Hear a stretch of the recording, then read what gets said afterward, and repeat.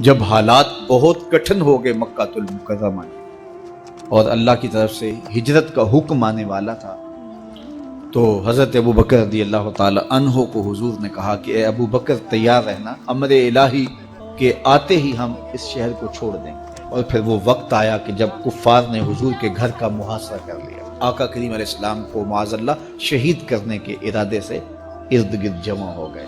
آقا کریم علیہ السلام نے ہاتھ میں خاک پکڑی اور سورہ یاسین پڑھتے ہوئے ان کی آنکھوں میں جھونکتے ہوئے حضور گزر گئے، اور انہیں پتہ بھی نہ چلا، اور وہ مکان کا محاصرہ کیے ساری رات کھڑے رہے۔ صبح بستر سے حضرت علی المرتضیٰ اٹھے، اللہ اکبر، تو آقا کریم علیہ السلام نکل گئے اور حضرت ابو بکر صدیق کے گھر تشریف لے گئے۔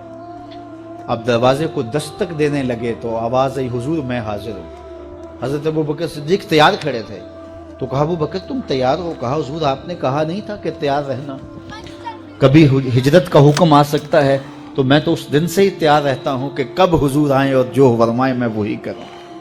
اور پھر وہاں سے لے کے حضور کو وہاں تک گئے، اور جبل سور کی چوٹی پر وہ غار ہے، اللہ اکبر، اس غار میں جانے سے قبل حضور کو باہر بیٹھنے کا کہا۔ عرض کی حضور ذرا میں غار کے اندر کے ماحول کا جائزہ لے لوں۔ غار کے اندر اترے، پہلے اس کو صاف کیا غار کو، پھر دیکھا جگہ جگہ سوراخ تھے، تو اپنا امامہ پھاڑ کے قمیض اتار کے اس کے ٹکڑے کر کے ان سوراخوں میں کپڑا دے دیا۔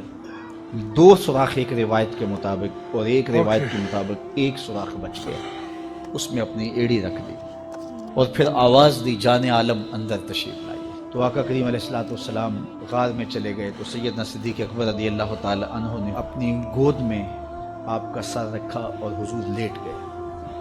اللہ اکبر، کیا منظر ہوگا! صدیق اکبر نے حضور کو دیکھا اور جی بھر کے دیکھا، اور ایسا دیکھا کہ کوئی اور شریک بھی نہیں تھا۔ یہ واقعہ حضرت سیدنا عمر سے روایت ہے، کتب صحاح میں ہے، اور حضرت عمر رضی اللہ تعالی عنہ یہ بات بیان کرتے ہوئے رو پڑے، اور آپ کہا کرتے تھے کہ ابو بکر یہ غار والی نیکی مجھے دے دیں اور میری ساری زندگی کی نیکیاں دے دیں۔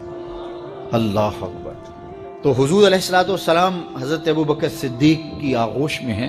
اب ہوا کیا کہ سانپ نے جب ہر راستہ مسدود پایا، تو خیر وہ اس راستے پہ پہنچا جہاں انسانی گوشت نظر آیا، تو سانپ نے پھر ڈنگ لگایا۔ سانپ کا ڈنگ اچانک، تو انسان تو کپ کپا کے رہ جاتا ہے، اچانک تو چیونٹی کاٹ جائے تو انسان کپ کپا کے رہ جاتا ہے، چھپکلی گر جائے اچانک تو بندہ اپنے وجود کو جو ہے وہ متوازن نہیں رکھ پاتا، تو نیچے سے سانپ اور وہ ڈنگ لگا رہا ہے۔ لیکن لفظ سنیے، یہ حضرت عمر کی روایت ہے کہ حضرت سیدنا صدیق اکبر نے اپنی ٹانگ کو جنبش نہیں آنے دی، مخافۃ ان یتنبہ رسول اللہ، اس ڈر سے کہ کہیں حضور بیدار نہ ہو جائے۔ ساری توجہ ادھر رہی، بے اختیار آنکھوں سے آنسو ڈھلک پڑے، درد کی شدت اتنی، اور آنسو گرے تو حضور کے رخسار پہ۔ آقا کریم بیدار ہو گئے۔ بیدار ہوتے ہی میرے حضور نے کہا، مالک یا ابا بکر، ابو بکر کیا ہوا؟ تو یہ ہوتی ہے ہنگامی صورتحال۔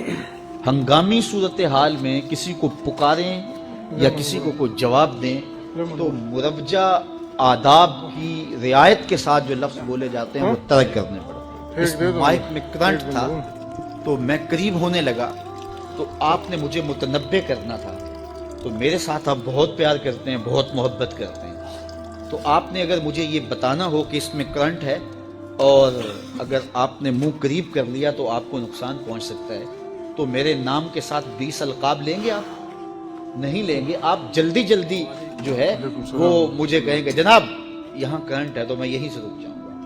یہ تو ہے کہ آپ میرے لیے کر رہے ہیں، اور اپنے لیے کسی کو پکاریں تو پھر بھی یہی بات ہے۔ اللہ اکبر۔ اب حضور نے جب کہا نا مالک یا ابا بکر، ابو بکر کیا ہوا، تو اب ہنگامی صورتحال تھی نا، تو فوراً کہتے لو دیکھ تو ڈسا گیا، مجھے سانپ نے ڈس لیا، فوراً یہ کہتے ہیں نا۔ لیکن حضرت ابو بکر تیری محبت پہ قربان، کائنات میں آپ نے ایسا عاشق نہیں دیکھا ہوگا، سانپ ڈنگ پہ ڈنگ لگا رہا ہے اور ٹانگ شل ہو گئی ہے، زہر سرایت کر گیا ہے۔ حضرت ابو بکر نے جواب دیا، لدغت فداک امی و ابی یا رسول اللہ، حضور میری ماں بھی آپ کے قدموں پہ قربان، میرا باپ بھی آپ کی راہوں پہ نچھاور، مجھے سانپ نے ڈس لیا ہے۔ تو اس مشکل وقت کے اندر بھی ادب کا کرینہ نہیں چھوڑا۔ جب معراج کا واقعہ ہوا تو یہ بہت عجیب و غریب واقعہ تھا، تو آقا کریم نے جب اعلان کیا کہ بتایا کہ اللہ نے یوں مجھے خلوتوں میں بلایا، تو قریش نے سمجھا کہ اس سے بڑھ کر اور موقع کیا ملے گا پروپیگنڈے کا۔ تو کہا ابو بکر کوئی نئی بات سنی ہے؟ کہا تم سنا دو۔ کہا اگر کوئی کہے کہ رات کی مختصر تنہائی میں مسجد حرام سے مسجد اقصیٰ تک پہنچا ہوں، پھر وہاں سے واپس بھی آ گیا ہوں، تو بات ماننے میں آتی ہے؟ آپ نے برجستہ کہا بالکل ماننے میں نہیں آتی۔ اتنے مختصر وقت میں مسجد اقصیٰ جائے اور پھر پلٹ کے بھی آ جائے، کم از کم 2 ماہ چاہیے۔ 1 مہینہ جاتے ہوئے لگتا ہے، 1 مہینہ آتے ہوئے لگتا ہے، کوئی چھو کے بھی آئے تو 2 ماہ چاہیے۔ 20 کلو ہے اور میرا 102 کلو ہے۔ سمجھا کہ لوہا خوب گرم ہو گیا، اب چوٹ ٹکانے پہ بیٹھے گے۔ کہا ماننے میں نہیں نہ آتی؟ کہا بالکل نہیں ماننے میں آتی۔ تو کہا پھر تیرا یار ہی تو کہتا ہے۔ تو حضرت ابو بکر صدیق نے فرمایا وہ واقعی کہتے ہیں؟ ہاں ہاں ہاں انہی کا کہنا ہے۔ تو حضرت ابو بکر بولے لئن قالہ فقد صدق فاصدق، اگر انہوں نے کہا ہے تو سچ کہا ہے، میں تصدیق کرتا ہوں۔ کہا ابھی تو تم کہہ رہے تھے کوئی کہے تو ماننے میں نہیں آتا، کہا کوئی کہے تو اب بھی نہیں مانوں گا، وہ اس سے بھی عجیب کہے تو مان لوں گا۔ اللہ اکبر۔ فبذالک سمی صدیق، علماء نے لکھا یہ وہ وجہ تھی جس کی وجہ سے آپ کو صدیق پکارا جاتا، معراج کی تصدیق کی اور صدیق کے ہے۔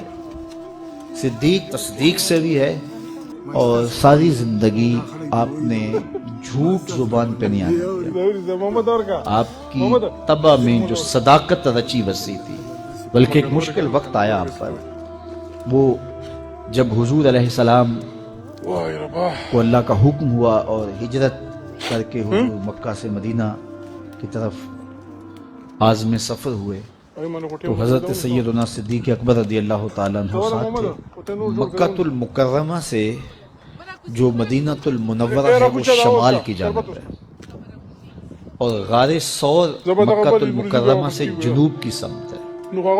آقا کریم علیہ السلام نے سفر کرنا تھا مدینہ شریف کا، تو شمال کی سمت نہیں گئے بلکہ وہاں سے سفر جنوب کی جانب کیا، اور پھر وہاں سے حضور جو ہے وہ 3 دن گزارنے کے بعد مدینہ المنورہ کی جانب روانہ۔ یہ سارے ادھر ڈھونڈتے تھکتے رہے اور حضور وہاں آرام کرتے رہے، اور 3 دن کے بعد جب ڈھونڈ کے ان کو کچھ نہ ملا تو آقا کریم وہاں سے نکلے اور سیدھا مدینہ المنورہ کی جانب عازم سفر ہوئے۔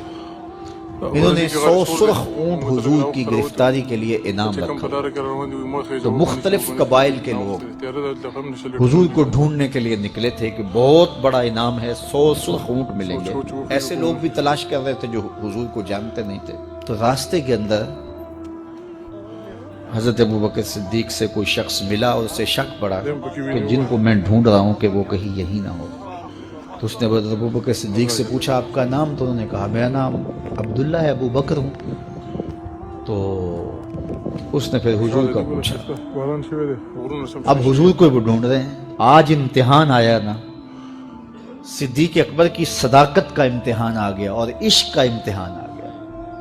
اگر کہیں یہ حضور ہیں تو عشق گوارا نہیں کرتا کہ یہ گرفتاری عمل میں آئے، اور اگر کہیں کہ یہ حضور نہیں ہیں تو ابو بکر صدیق کیسے رہیں گے؟ آج کل تو وہ سڑکیں بن گئی ہیں اور سائن لگے ہوئے ہیں، آپ اکیلے یہاں سے نکلیں تو جہاں جانا چاہیں خود جا سکتے ہیں۔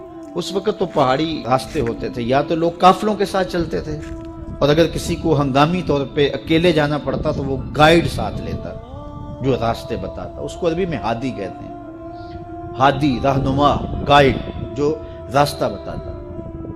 تو حضرت ابو بکر صدیق سے اس نے پوچھا یہ کون ہے آپ کے ساتھ؟ تو حضرت ابو بکر